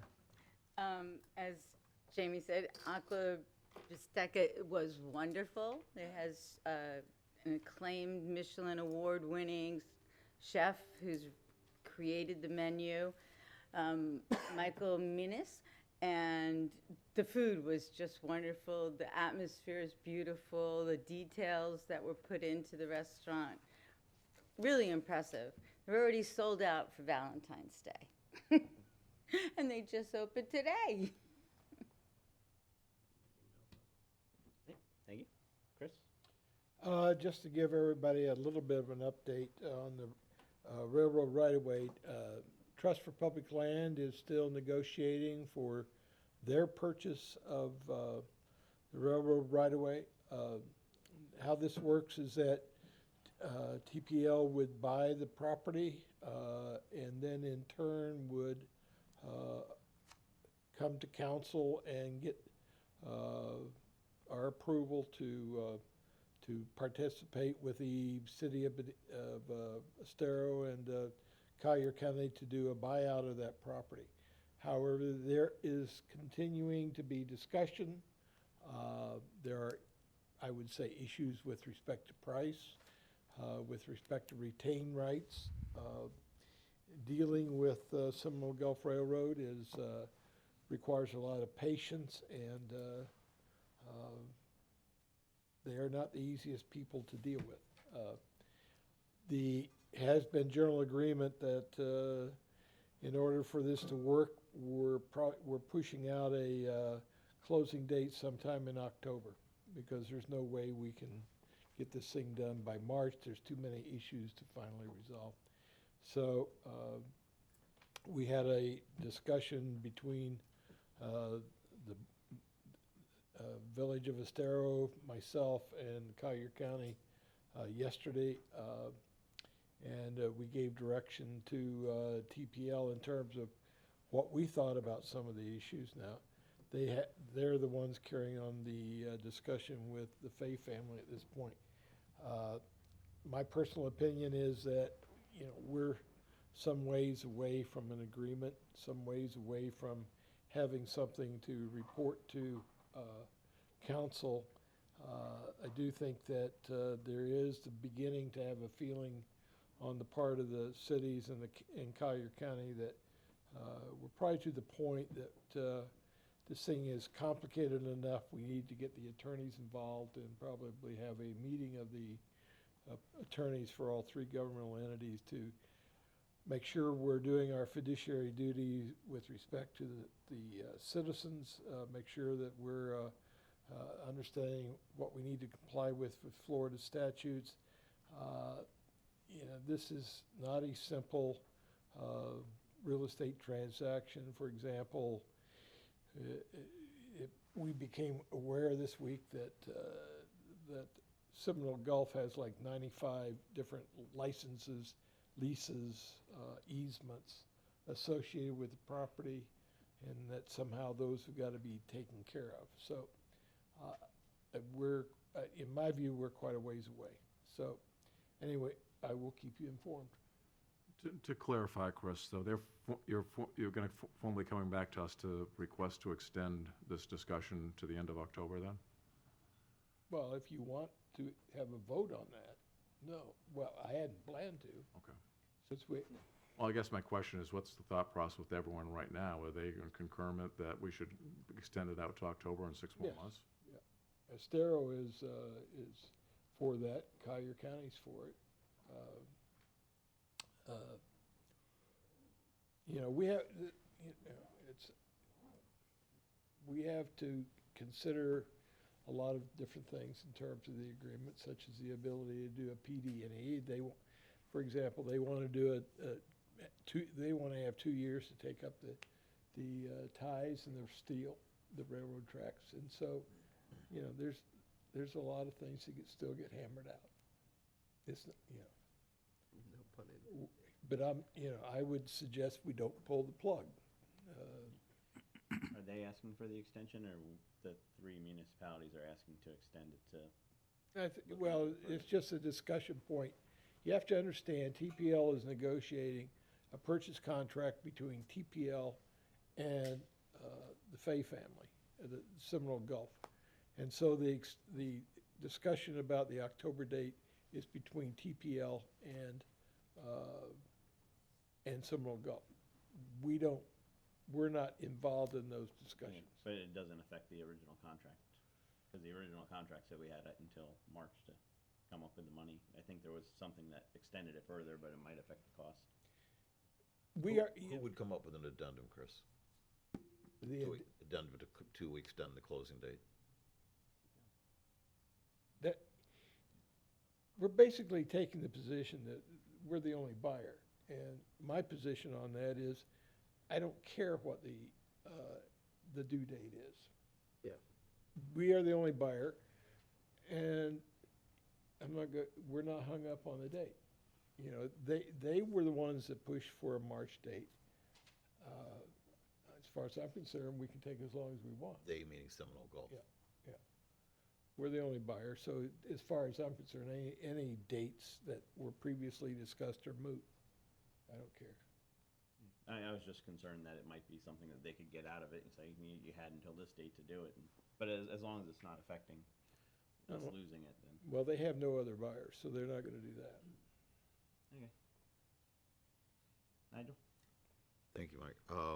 I've got two items, and Mike, I apologize, but knowing how long tonight was going to be, I didn't want to do the TD thing. We'll do it the next meeting. Just want direction from council on two items. The Board of Realtors, BEAR, as we used to refer to them, has a leadership class that they do every year, or they've reinstituted the leadership class. We used to have the same thing with the chamber when we had a chamber. So they've He loves that. resurrected it? Yes, I do. One day. But they would like to do a leadership portion of their class here at City Hall. I don't want to call it a government day, but we used to participate in that. In fact, I think I graduated in 04 or 05. 19. Thank you, Chris. Right after the Civil War. But it's a good class. It's great. They offer it to realtors, attorneys, title companies, insurance agents. It's a great way for people to learn about our community. So I was going to ask you if council is comfortable with staff participating with them. Just to clarify, what we'll do is, if it's the direction of council, we'll ask for a letter, since they're a nonprofit entity, and as the policy of the council, we'll have a consent agenda item approving the use of the City Hall for that use, if that's the desire of council, at the upcoming meeting. Are you all okay with that? They don't get to access the poker room upstairs. But other than that, I'm. There is no poker room upstairs. Oh, right, there's, right. in the basement. Oh, yeah. Mahjong. He goes, That's where we're putting the Perdone Tower, the 1,000-foot cell tower that, yeah. So that's item number one, thank you. Number two is, last night our Art Public Places Board met, and a little bit surprised, as I had shared with council a couple of months ago, several months ago, we were going to move away, which is the stainless steel sculpture by the Laos Hotel with the red ball in the middle. We're going to move that to West Terry Street. The Art Public Places Board reversed last night, and there was a conversation. They don't want to put any artwork on West Terry Street because one or two of the members feel that it's a traffic hazard, and we were going, Matthew, I was going to defer to you today. I meant to call you, but in looking at things today, my understanding is that actually things like that can slow down traffic a little bit. But do you see that as a problem for traffic on a street that has the 30-mile-an-hour speed limit, 35-mile-an-hour speed limit? 30 miles. 30, yeah. It's 30, and the lanes are actually 10 feet wide, which is a traffic calming as well. Plus, you have a 5-foot buffered bike lane, which means it's 7 feet. It's 2 feet in paint. And there's a curb on the north side. So, you know, if you place the artwork, you have quite a bit of distance from the motoring public, right? And I understand you and Nicole had talked about, actually, there's some areas, swale areas that are much wider the farther west you go towards Tamiami Trail. I don't. We eliminated all the swales with the piping. Right. So I don't know. As you go west, I'm not so sure. I haven't had that discussion with Nicole, but have you seen that as a safety hazard? no, I'm not aware of Putting you on any. the spot, but I'm. I can, let me interject. I'm not aware of a safety hazard on roadways when properly placed with engineered drawings that artwork can be placed on roadways. It's done all over the state of Florida. So my request to council is just, how do you all feel about still putting at least one piece of art along West Terry Street where there's some real blank space? I would say, I mean, I don't understand why they don't want to do it. So, Well, to me, it's like, if they want It came as a great surprise to me last night. Nicole's sitting back there, and she was surprised too, because they were excited about it.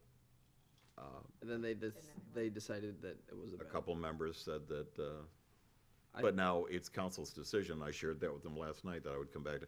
I personally disagree with them. It's the first time I've ever disagreed with the board, but I disagree with the decision, and there's two people that are pretty vociferous. So what goes, okay, so if we move that, the one that's by the Lyles to West Terry, what goes at the Lyles?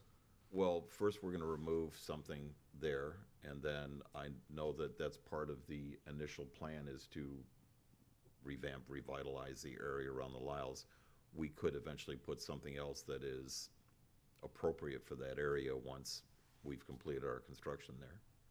Or we could leave a way there, move it back to its original position, and put something else on West Terry. I just want to know how council feels about putting something on West Terry. I don't think we need a vote on it. It's just like direction on how you all feel. I'm fine with moving, and I mean, we do have the other art piece there, the music one right in front of the middle school. Thanks to But I mean, we have the Pocket Park over there. We have the beginning of what could be a linear park eventually, maybe someday. What- So that would have some area that we can put something I there. but- think, Typically, what we've done in the past is there's an agenda item, a green sheet with the art piece and a location for council to approve. In that green sheet, we can provide the Art and Public Places Board recommendation. It typically is sponsored, the agenda item is sponsored by the liaison to the board, which would be Councilman Fullick, and then he can explain the recommendation and then provide a motion, and you all can vote. But then you would have the art piece in front of you, the location, and then we would have the analysis that it was properly engineered as to not cause a traffic concern. Yeah, I just want to echo what Arlene said with the engineering, which might not be something you do with art siding before, but you mentioned the FP&L power lines. We tried to do a pergola. I can tell you right now that the answer is going to be no underneath that area. That was the original, and it was an Yeah, absolute no, right? But, you know, if you look, generally speaking, the travel lanes are not very close to where art would probably be located. But if we did some engineering work to site that and, you know, had a hand in that, I don't think there's any issue. I'll bring a green sheet item to our next meeting. I agree with you, Nigel, honestly. I don't care if, full disclosure, I don't care if they stick it in a shed for the next year. But if on principle, if there's two of them who just think, hey, I don't think, for unspecified reasons, I don't feel this is an appropriate way to do it or place to put it, that's not really what we asked. So, and if we get the final vote and you want it there and you're the person over it, I think we have the votes to do that, and I'm happy to do that, so. I would like to retain the right to have artwork at the new Aquatic Center. And if that happened to face West Terry, that's fine with me. But I would certainly not want to take away from Nicole's ability to incorporate appropriate art for the new Aquatic Center. We're good there. So thank you all. I know where I need to go on that. And finally, I just want to make a comment. I know probably the public will never understand how much thought went into our discussions tonight with Ravina Lakes and what's happening there. And it's like losing the battle but winning the war. And if you didn't hear about it, you're going to. Simon Properties, which owns Coconut Point Mall, they're going to tear down the theater and put in 356 condominium units. And all I could think of was, geez, in 5 or 6 years, do we want 350 or 400 or 500 condo units out there? I like the idea of 299 single or less. I'm going to be bothering about that because he said there may be less than 299, even better, single family homes, much more preferable to condos. So I thank all of you for all the efforts and thought that went into tonight because I know it was a lot. Well, I'm glad that you brought that up, Nigel, because that gives me so much more confidence in our prior position on Estero trying to get us to pay for Ports of Coconut Road, because now look what's going to happen. Now there's going to be even more traffic and density on Coconut Road, and they got all of the money for the commercial side of Coconut Point. They got all the Coconut Point commercial money, and now they're going to get all these residents, and then they're looking at us being like, are you going to do Coconut Road yet? No, absolutely not. So that's good. 356. Jim? 3 items. First, I want to thank the community development staff, John, Michael, and everyone on your team for the work that you put into tonight's documents regarding Ravenna. It's one of those things that from my end, you made an otherwise tedious process of reading through it and checking the dotting of I's and crossing of T's a little less tedious, so thank you. I'd also like to go ahead and thank Mike Sheffield. I was advised the other day that we are going to be conducting that training for the new Planning and Zoning Board. Apparently that's coming up here in a couple weeks, so I think that guidance and support and getting that in place for the board is critical and crucial, and thank you, Michael, for that. Lastly, with the support of my fellow council members, I would like to go ahead and request the staff to reach out to our lobbyists to identify the 3 most likely property tax amendments and prepare an analysis as to what each of those proposals would possibly impact our city's future revenue stream. It's good information to have, because, I mean, it's definitely gonna affect us. It's, But we, I 30, think 34% comes from ad valorem, and, 7 or 8 proposals right now, though. right, but I mean, if there's gotta be a sense of the 2 or 3 or 4 following out, that the good, the bad, and the ugly, I guess, is what I'd like to just have in the back of our mind as we discuss capital projects going forward and what we can and cannot use. I would think some of that information's already been prepared by the Florida League of Cities, and we could look to them and to our lobbyists who are, got their ears to the ground up in Tallahassee. Based on anticipation, I did have a brief conversation with the lobbyist. He said some of those, in his words, are shaking out, you know, as we move through this process, and so we may have a better idea. And then I did briefly speak with the finance director about looking at, you know, what that means for an analysis that we could provide. I don't know that they get anything through. I think they're gonna have a problem getting anything through. But, I mean, it is interesting. Have you seen some of these don't even include the school boards? So how are you gonna, so 80% of the problem that we're actually talking about is off the table to even, so what is it, that's not even a solution. So I don't know, I feel like they're gonna have problems getting it through the legislature, because, and then to actually get something on the ballot that everybody can get along with, and you're gonna create an unholy alliance between the teachers and law enforcement and League of Cities and everybody else who's gonna be pissed they're losing their piece of the pie, and they're all gonna fight it. It's gonna be very difficult to get over the finish line. So I agree we should continue to follow it, but I'm just saying, in my opinion, I feel like something tangible, it's gonna be hard to do. The biggest thing that I look at is that a lot of the pieces that go into our 34% of our revenues from ad valorem tax are tied to quality of life projects and have no real tie to law enforcement, fire, schools, and stuff like that. So if you're left with potentially stormwater projects and the 3.6 million we're paying LCSO, that doesn't leave much of that left. And I guess from my end is we need an understanding, and the one that scared the heck out of me today was the Florida League of Cities comments regarding the 10-year phase-out that's now going through the process of $100,000 a year. So something's going to hit the board, and whatever hits the board, it is such a good voter item that something will get approved, and that's my fear. They have to do the 10-year, I think they have to shake out the 10-year thing. But the League of Cities, by nature, is going to be very alarmist on this. Oh, I know, I'd agree. I don't disagree. So can they do that? Yeah, I would assume they were gonna do that anyway. Anything that affects the city, they always kind of give us an analysis on, so. Great. Thank you. All right, I just wanted to bring up the possible 1% sales tax that the county's talking about putting on the ballot to go for road infrastructure. So I mean, if that goes through, then we would be a whole 1.5% higher than Collier County, and we're right on the border. So anybody purchasing larger ticket items, you know, they're definitely going to go across the border to get paid cheaper in Collier County. It doesn't affect cars, because cars get based on where you actually live when they do the sales tax, but just something to keep an eye on. I mean, we obviously all know that we do need better road funding, because the last MPO update through 2050, I think there was only 1 or 2 projects that were funded. So yeah, they don't have money, and they're kind of grasping at straws on how to come up with money, and I don't know if this is. So the county's putting this out? Is the Yeah, it would go. It would be a ballot initiative, so it would get voted on by the voters. But I mean, that's, yeah, but the sales tax, okay, the sales tax for the schools, that's, we've seen how well that's worked. Yeah, that's still on there. For them, it did.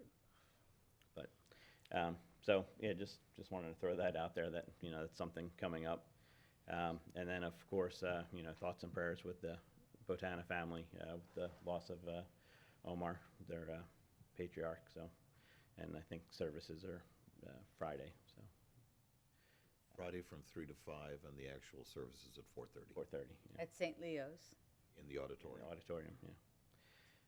So, but that's all I have. Great meeting, everyone. Public comment.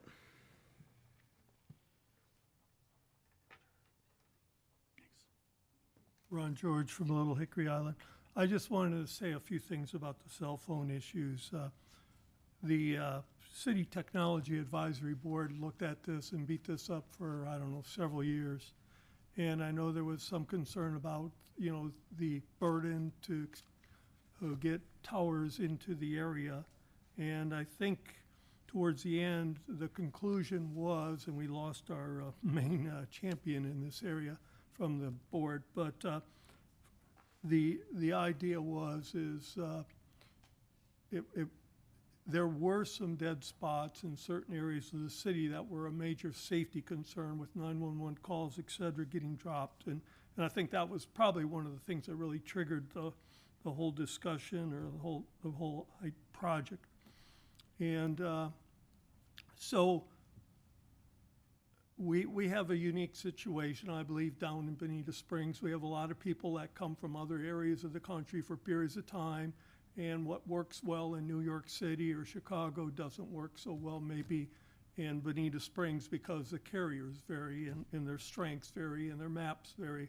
So I guess what I would almost recommend is we could throw this back towards the Technology Advisory Board, maybe if they could get a hold of some heat maps, get a better idea of what the current coverage is by the various carriers, and maybe see what the problem is. I really don't know how the city can improve it if it's an economic thing. You know, it's free enterprise, right?